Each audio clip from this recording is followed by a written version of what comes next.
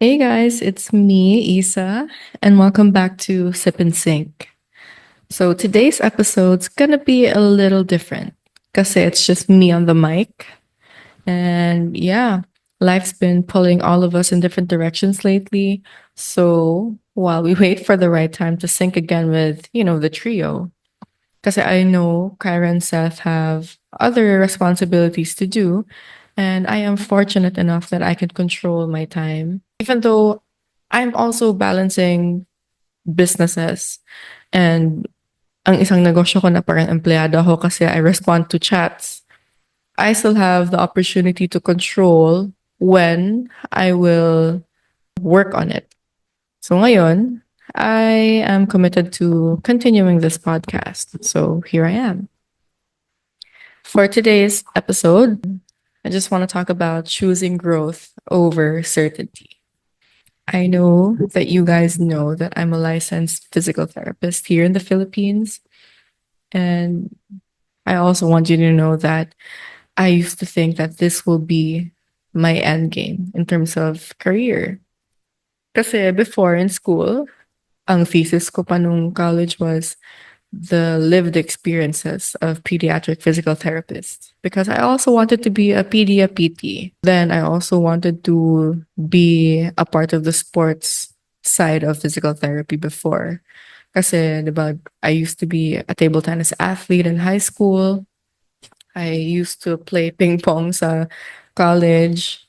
And then, yeah, I was just really physically active before. I always went to the gym. I was really hard on myself in terms of the weight that I lift. I have to lift heavier by the week or by the day. Anyway, ngayon kasi, when I started working, nung first job ko, it felt exciting at first, like how everything does when it starts. But as the days went on, I felt bored and parang routine na lang siya. And it made me feel like I really need to get out of this. I tried to apply it for a gym before, but then walang klaro yung process. So yeah, I ended up going back in the hospital. But hindi na ako sa PT rehab, but I was assigned in the heart station. And yeah, I explained my transitions sa aming second episode. But yeah, right now I'm actually engaged in business. We just had a successful event last Mother's Day at Casa Spoonful Davao at Huna. Actually, we are the first in Mindanao to offer this kind of service. We are a mirrored cube na people can customize. It's one of my passion projects that turned into a business that I really want to grow and cultivate. So yeah, that's what's keeping me busy lately and also Zap It.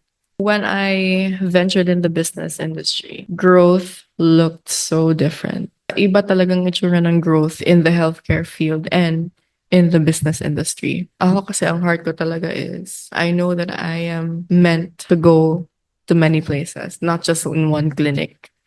I know that I'm meant to achieve certain stuff. But yun lang, hindi lang talaga ako fit sa usual standards. Work ko before as a PT, growth looked like learning new skills. Of course, you have to enhance whatever skill set you have as a professional para mas maganda yung service na mabigay mo. And ganun lang siya for me. Puro na lang ganun, training, seminar, gasto. But then, hindi mo talaga siya really apply sa patients kasi under tayo sa, orders ng doctors. So yeah, that's fine.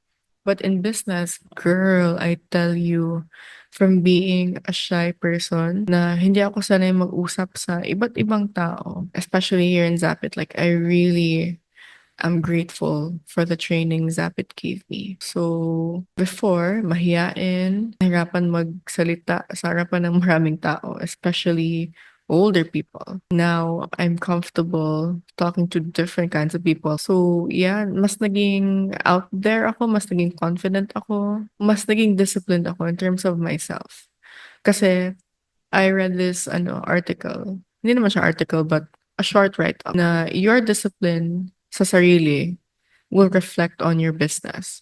So if you're living a chaotic life, magulo yung environment mo sa bahay, it will translate in your business. I make it a point na to fix my diet again. after I fixed my diet, transition naman ako to working out again properly. Kasi, yun, makarga mo talaga yan siya ng discipline and mindset sa business mo. And then, in business naman, as in, grabe, natuto ako makisalamuha ng iba't ibang tao. Before, mahiya pa ako. Now, like, kumusta ka? Like, how are you? Murag PR na ba? Outside the clinic, now as a businesswoman or an entrepreneur, I have free reign na sa mga gusto kong gawin. Nung PT pa ako, I used to think na if I wanna earn money, mag-earn lang ako via home care, services, sa employment, sa trabaho. But then here ngayon, na I'm not employed anymore, but I'm, self-sufficient. I get to explore and enjoy other ways to earn money na bigger than employment. Fun siya. Kasi I get to be creative and I'm actually enjoying my time. I have the freedom to control when I want to go to the hub and when I don't want to go to the hub, what time I get to sleep and wake up. What I learned from Zapit's mentorship sa akin is the ultimate goal talaga is freedom. I don't think may tao dito in the world who wishes or wants to be employed until 80 or 60 sila. Dito, the more you work on it or the more ka hands-on sa simula and you really took care of, your team, your business, and your sales. Eventually, once it's known, hindi na masyadong mahigpit ang grip natin to control it. Kasi alam mo, even without you, your business will run. You will still earn. And that's what happened to me sa Zapit. It took me like 2 to 3 years before I experienced this amount of freedom. Before, I always have to go to the hub kasi ako lang yung marunong mag-present na maganda na yung team ko. Ang masabi ko heaven sent kasi walang labad sa ulo. Everyone's cooperative.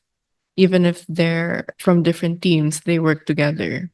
And yes, they are really eager to learn how to do the business then independently.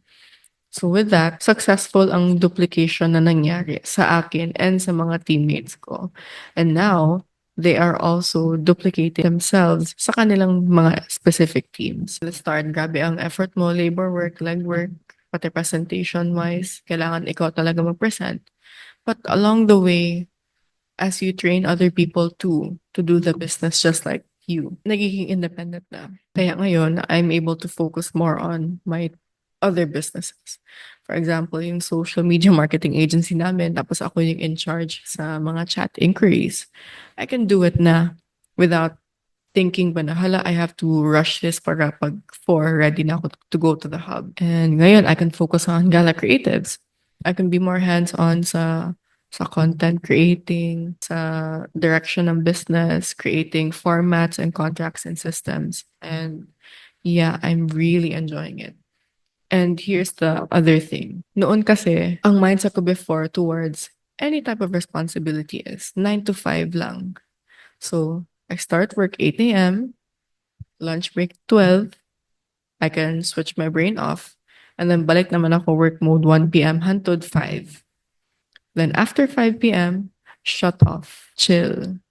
Stop na mag-isip ng trabaho kasi you're not gonna bring it at home. And yun lang, diba? Like, with that mindset, ganun din ang income ko. Kung wala akong trabaho, wala akong income. And if I don't go to work at 8 a.m., makaltasan ako ng sweldo. And wala akong income if mag-absent ako. And diba, like, it's very self-limiting ba for me. Tapos here naman sa business, I realized na, diba, like everyone wants to be a business owner for the sake of saying na I am my own man and everything, but it's not as easy as people think. Kasi managing a business is not just a 9 to 5 responsibility, but it's a 24/7 commitment to growing your business. Kasi you have to think na the business you're creating is just like a baby. In the early stages, you have to spoon feed it. You have to be watchful all the time. But eventually, momentum starts. Diyan na pwede slowly loosen ang grip natin and let the business independently grow. So yeah, grabe, iba talaga ang tsura ng growth if you're an employee versus if you're an entrepreneur. That's when I realized na you should not be limited by your profession or by your title. Ako, PTRP or physical therapist of the Philippines. Hindi lang ako limited to PT-related tasks and responsibilities and ventures. I can also engage in business if I want to. I can also engage in pharmaceuticals if I want to. Everything is limitless. The only person limiting me is myself. Is my self-belief kung kaya ko ba talaga to gawin in spite of me being a PT and not being that. So yeah, actually, I also kind of felt guilty nung nag-stray off na ako sa healthcare na path. Kasi I know my parents paid for everything. At the end of the day, I know that this is where my heart is. And I know that this is where I will grow the most. And I also felt uncertain. Kasi 'di ba, if hindi ka na employee, wala ka ng guaranteed monthly income, 'di ba? So it's really uncertain. This week, your income could be, mga 10K up. The next week it could be 5K. And the next week it could be zero. So it's really uncertain. But yun ang exciting part. You never know how much you're gonna earn every week. Everything is just unpredictable. For example, naka-close ako ng deal na malaki. Malaki talaga kita ako one-time transaction. Pero next week, medyo nag-relax-relax ako sa marketing. So, natural, maliit lang income ko compared to the big transaction na na-close ko. So, yeah, ito yung masabi ko na these are the spices of life na we just have to enjoy. For so long, my life was about healing others, helping people, be functional again. And now I'm learning to create something for myself from scratch. And it is scary to outgrow a version of, ourselves that others are still cheering for. I know people are still asking me, kumusta na ba ang pagka-PT ko na career? Saan ako nag-work? And I always say na, hindi na ako PT ngayon. I don't identify myself as a physical therapist na ngayon. At the end of the day, I don't live to please other people. Now, what I'm learning outside healthcare is the difference between freedom and structure. So, ang structure, natural. Employment yan. You have to do step 1, step 2, step 3 in order to get paid. Imagine before at work, finish na ako sa task ko.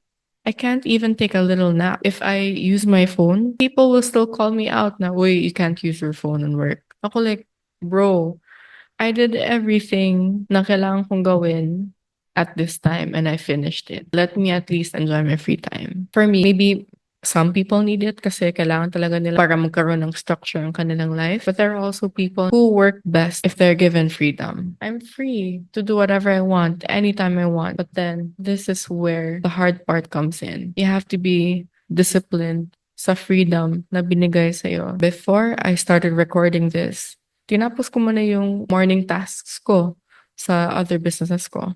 Later, after this, I'm gonna resume sa aking work sa Gala Creatives na naman. So, yeah, then after that, by 5 p.m., I'm gonna go to the hub. So, ito kasi yung na-learn ko, self-worth is not tied to your title or license. Yan lang talaga. And I will not elaborate further. Nung physical therapist pa ako kasi nagkaroon ako ng people skills. And that's what I always emphasize. Na thankful ako na pinili ko ang PT. Natuto ako magsalita ng Bisaya. More naglalim ang knowledge ko sa Tagalog. And also the discipline. Actually, yan lang talaga ang nakuha ko from this educational system and the employment system is discipline and habit forming.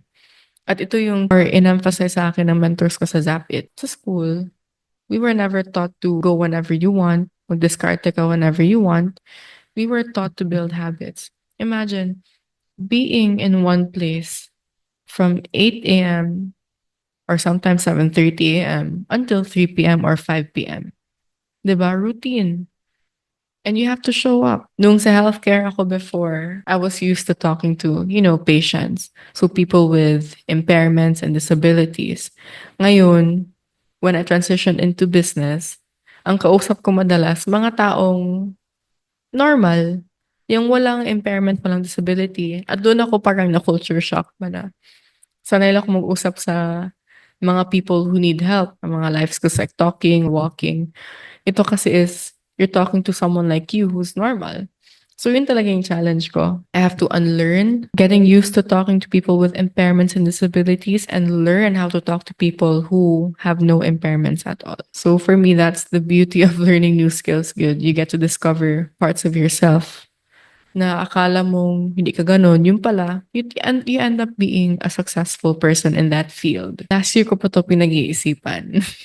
Many people na hanggang plano lang, pero no execution. And I'm thankful for Kyra and Seth that we were able to create 3 episodes together. And I know we're going to create more episodes in the future together too. I actually wanted to create my solo segment in the podcast. Just this. It's a space for growth, honest thoughts, and figuring things out in real time. So, this episode is for anyone who's growing out of something they once thought they'd do forever. You know, from clinic floors to creative risks. This is a solo sit down on life beyond the scrubs. So, looking ahead, whether I'm solo or synced up with Kyra and Seth again in the future, this podcast is something I want to keep nurturing. We will make time for this. And then one day in the future, this is a good memory to look back on.